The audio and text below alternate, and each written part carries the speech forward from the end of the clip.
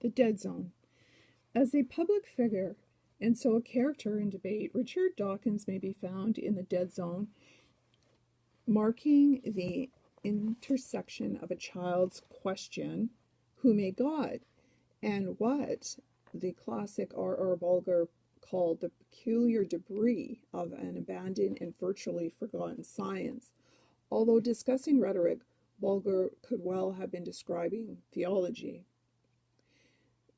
The zone is dead because the questions it encourages are unanswerable. This hardly means that they are insignificant.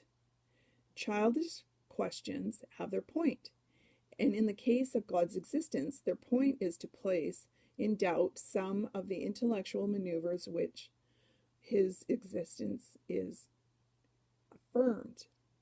Doubt is very much a matter of temperament. It is rarely encouraged or displaced by argument.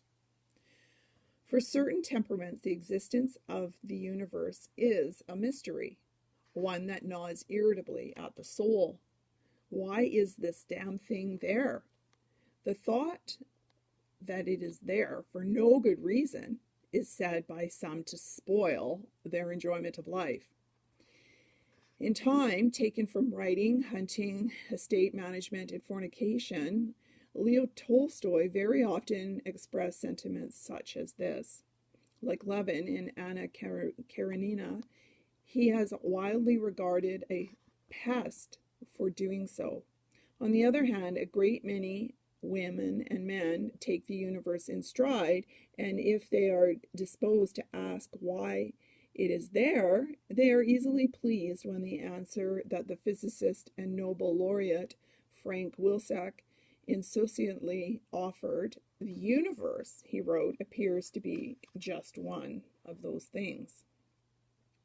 A willingness to let the matter rest in this way is a characteristic of individuals that William James described as healthy-minded, another way of describing them as thick. Of course, if physicists can believe that the universe is just one of those things, then believers can affirm that God is just one of those things as well.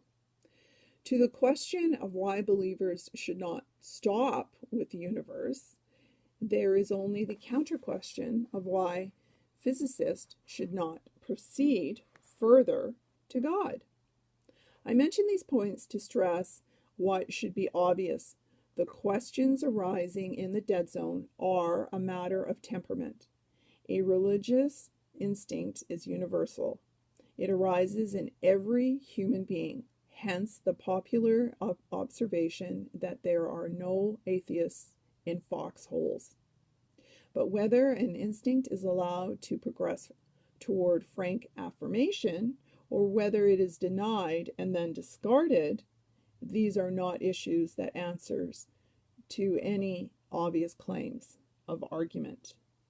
This is the reason the dead zone is dead.